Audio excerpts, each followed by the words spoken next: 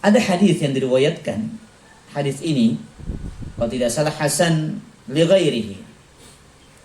Hadis yang diriwayatkan oleh Al-Imam Ahmad. Al-Imam Al-Albani mengatakan hadis ini adalah hasan li ghairihi, dari sahabat yang mulia Anas bin Malik radhiyallahu anhu. Apa kata Nabi sallallahu alaihi wasallam? Man ahabba an yumadda lahu fi umrihi. Barang siapa yang ingin diperpanjangkan usianya, ingin dipanjangkan usianya, wa an yuzada lahu fi rizqihi, dan barang siapa yang ingin ditambah kuantitas rezekinya, falyabarra walidayhi wal yasil rahimah, hendaklah ia berbakti kepada kedua orang tuanya dan menyambung silaturahim.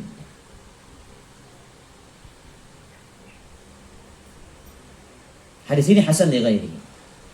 Artinya asal hadis ini adalah dhaif. Kalau ini faedah ilmu hadis. Kalau kita mengatakan hadis ini hasan li ghairihi, asalnya adalah hadis dhaif. Tapi ia dikuatkan oleh riwayat-riwayat yang lain sehingga naiklah derajatnya menjadi hadis yang hasan. Baik, andai kata kita mengatakan hadis ini dhaif, saya mengatakan hadis ini dhaif misalkan. Baik, kita ambil hadis yang lain. Hadis yang sahih. Nabi SAW mengatakan man ahabba an yunsha'alahu fi athari. Barang siapa yang ingin dipanjangkan usianya, wa yubsata lahu fi rizqi, diluaskan rezeki, fal yasil rahimah, hendaklah dia menyambung silaturahim. Dari mana kita mengatakan hadis itu adalah keutamaan berbakti kepada kedua orang tua? Nabi mengatakan hendaklah dia menyambung silaturahimnya. Dari sisi mananya, Sul?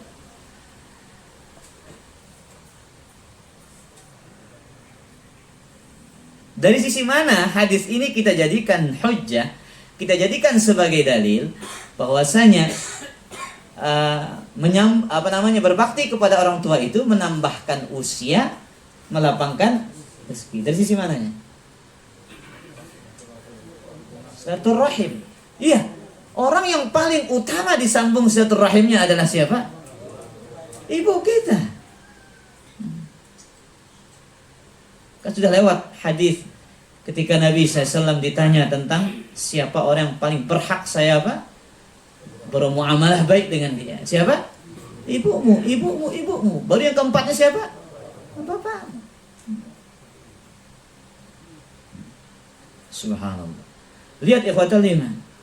Allah jadikan berbakti kepada kedua orang tua sebagai sebab ditambahnya keberkahan usia kita, sebagai sebab diluaskan, ditambahnya rezeki kita. Makanya kisah Usamah bin Zaid di zaman Khalifah Utsman radhiyallahu taala anhu, ketika ibundanya meminta Jummar itu apa bahasa kita, kayak apa? Iya, kayak apa? Isinya itu yang dibikin kayak kalau pisang itu kan dalamnya itu aresnya itu. Empolnya. Tapi bahasa Arabnya Jummar. Bahkan disebutkan dalam beberapa athar ya puluhan ribuan dirham harga pohon kurma di zamannya Utsman bin Affan. Sehingga orang-orang takjub bagaimana Usamah bin Zaid ini senantiasa menebang pohon kurmanya dengan cuma-cuma tanpa menjual, hanya ingin mengambil sepotong jummar itu saja. Pudak, bahasa Sasaknya pudak. Ya.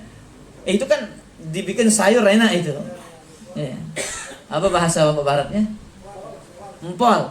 Ya, itu sudah bahasanya. Bahasa Indonesianya apa? Nah, saya tidak tahu bahasa Indonesianya, tapi bahasa Sasaknya mengatakan pudak, atau bahasa Baratnya dikatakan empol. Nah, hanya untuk mengambil itu ikhwatal iman, orang-orang bertanya, kenapa engkau lakukan ini wahai Usama? Padahal engkau tahu harga pohon kurma itu luar biasa di zaman ini. Dia mengatakan, ibuku hanya menginginkan jumarnya saja. Apa yang sanggup aku berikan untuk ibuku aku akan lakukan. Apalagi hanya sebatas apa? Sebatas jumar saja. Subhanallah. Nah, ini salah satu potret bentuk apa? Berbakti kepada kedua orang tua. Apa yang kita bisa berikan. Apa yang sanggup kita berikan kepada mereka. Sesuai dengan apa yang kita miliki. Baik, kemudian poin yang ketiga. وقال وكم هو جميل أن يربي الصغار خاصة عندما يوقظون في الصباح الباكر من نومهم فيكون الواحد منهم متعبا أو مائلة نفسه إلى مزيد من النوم فيمتنع ويكون تمنعه بألفاظ غير مناسبة فيعود ألا يسمع والديه كلمة غير مناسبة. Di antara perkara yang indah, bagaimana kita mendidik anak-anak kita. Di antara perkara yang indah dalam mendidik anak-anak kita, tatkala membangunkan mereka dari tidur mereka di waktu pagi hari, di mana salah seorang di antara mereka itu merasakan letih, capek. Jiwa mereka masih menginginkan tambahan untuk tidur. Kemudian mereka dihalangi dengan kata-kata yang kurang pas.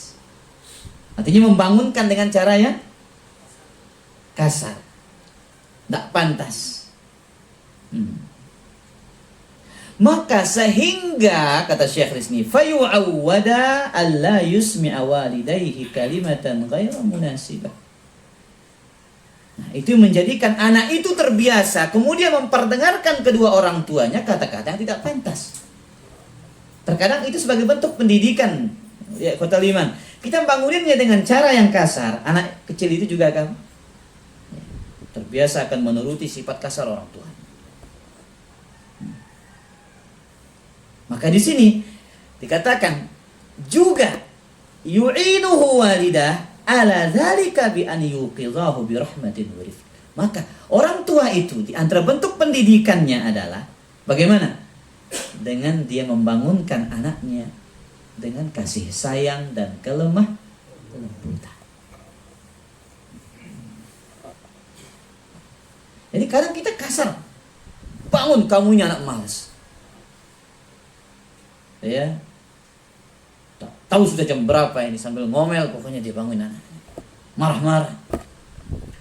Nah, ini menjadikan kadang anak itu membalas dengan ucapan yang apa? Ucapan yang kasar. Memperdengarkan kepada orang tuanya ucapan-ucapan yang kasar. Makanya Syekh Abdul Razak mengatakan wa rahimallahu ra'an a'ana waladahu ala birrihi. Semoga Allah merahmati seseorang yang ia membantu anaknya untuk berbakti kepadanya. Semoga Allah merahmati seorang yang membantu anaknya untuk apa? Berbakti kepada orang tua. Ini diantara bentuk pendidikan secara tidak langsung ikhwatal iman. Bagaimana keluar dari lisan-lisan kita ini ya, kata-kata yang kasar, kata-kata yang tak pantas, kemudian itu dijadikan sesuatu yang menetap dalam memori anak-anak kita. Sehingga ketika kita dengan kasar, dia juga punya keinginan membalas dengan apa? Dengan kasar. Makanya semoga Allah merahmati kata Syekh Abdul Razak orang tua yang membantu anaknya untuk berbakti kepadanya.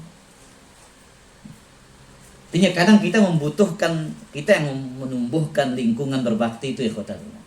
Kita mulai dari orang tua dulu ini. Kita berusaha maksimal, kita berusaha totalitas. Kita punya kesungguhan bagaimana menimbulkan atau mewujudkan lingkungan yang mendukung untuk berbaktinya anak kepada kita. Kita sudah berusaha mendidik dengan baik, kita ajarkan, kita berlemah lembut. Namun ternyata hasilnya belum didapati, ya di situ adalah bentuk ujian ya Allah Azza wa Jalla bagi kita dari anak kita. Ya. Tapi Allah Azza wa Jalla tidak pernah mengingkari janjinya. Walladzina jahadu fina lanahdiyannahum subulana. Baik. Kemudian poin yang keempat dalam hadis ini. Wa qawluhu qila wa in zalama qala wa in zalama. Ucapan yang mengatakan meskipun ia menzaliminya, kemudian Abdullah bin Abbas mengatakan meskipun kedua orang tuanya menzaliminya, annal wajiba 'alal ibni hatta wa in kana sadara min abihi nahwahu syai'un min az-zulmi aw al-khata' aw at-tajawuz aw min ummihi kadzalik fa 'alaihi alla yaltafita ila khata'il walidain. Subhanallah. Menjadi suatu kewajiban bagi seorang anak apabila muncul dari bapaknya atau ibunya terhadap dirinya kezaliman, kesalahan, atau sikap yang melampaui batas, jangan sekali-kali ia menoleh kepada kezaliman dan kesalahan itu. Lihat bahasanya, jangan sekali-kali menoleh. Apalagi sampai menjadikan itu apa? Sesuatu yang tertancap pada memori kita. Maka seorang anak ketika memandang kesalahan kedua orang tuanya, ikhwatal iman, dia memandang seperti angin yang berlalu. Dia melihat kesalahan orang tuanya, ya, seperti sesuatu yang berlalu begitu saja. Jangan ia simpan dalam memorinya, jangan ia catat dalam benaknya. Ini perlu kita perhatikan, ikhwatal iman, azani Allah wa iyyakum. Ya. Tidak layak seorang anak itu memiliki sifat dendam kepada orang tuanya sendiri. Tidak layak, tidak pantas bagi seorang muslim yang faham tentang birrul walidain, dia mempelajari tentang berbakti kepada kedua orang tua, namun ternyata ia menyimpan dendam kepada kedua orang tuanya sendiri. Subhanallah. Ya, orang tua kita tidak ada yang sempurna, ya, orang tua kita ini manusia. Mungkin dia salah, mungkin dia khilaf, mungkin dia melampaui batas dalam hal tertentu. Tapi yang harus kita ingat selalu di benak kita adalah jasa dan perbuatan baik dari mereka terhadap kehidupan kita. Bahkan saya mengingat ucapan Abdullah bin Abbas kalau tidak salah, atau tabi'in, ya, atau Imam Mujahid. Beliau mengucapkan sebuah ucapan, ya, katanya. Apa kata beliau? La yanbaghi lil walad an yadfa'a yada walidihi. Tidak pantas bagi anak itu menahan tangan kedua orang tuanya idza darabahu, tatkala ia ingin memukulnya. Subhanallah.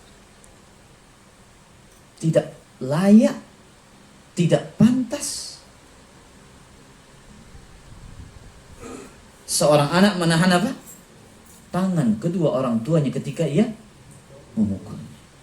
Tapi subhanallah, dengan aturan sekarang ini, ya, pendidikan ini dipersulit sebenarnya.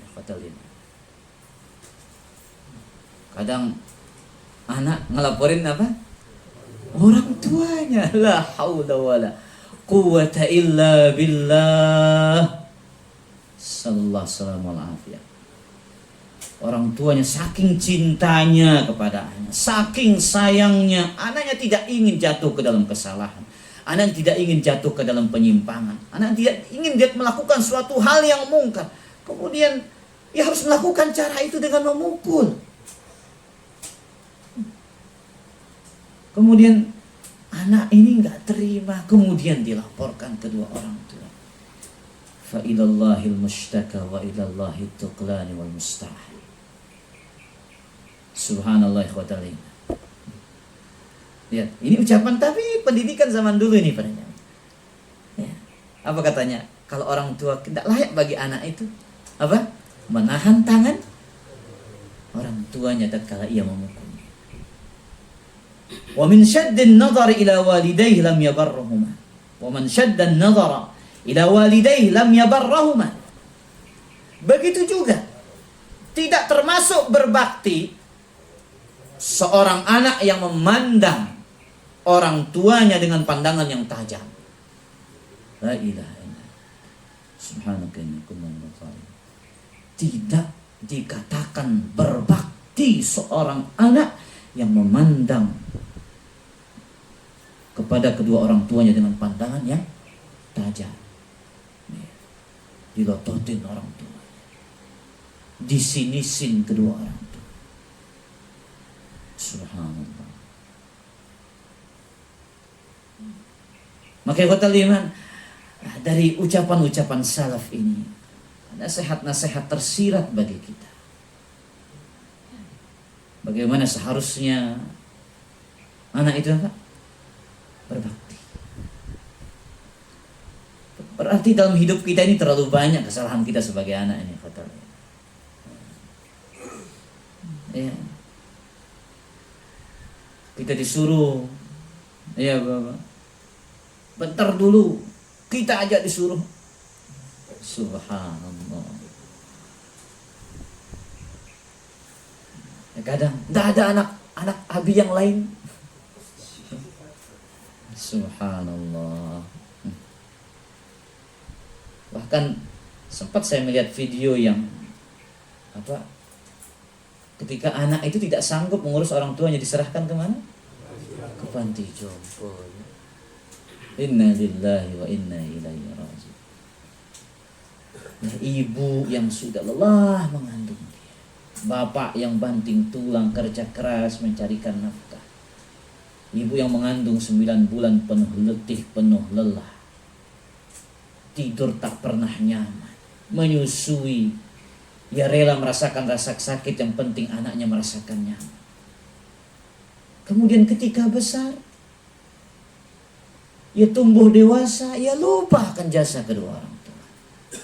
Di saat orang tuanya butuh belas kasih sayang, di saat orang tuanya butuh perhatian, apa yang ia perbuat? Apa yang ia lakukan? Apa yang ia persembahkan? Kedurhakaan, ketidakpedulian, tidak ada perhatian. Ia melepaskan kedua orangnya ke panti jompo. Kemana kasih sayang seorang anak kepada orang tua? Kemana air susu yang ia teguk dahulu selama 9 bulan? Atau 2 tahun? Atau 1 tahun mungkin baru dia berhenti menyusu. Subhanallah. Ya ikhwata. Bukan termasuk berbakti. Ya. Orang yang memandang dengan pandangan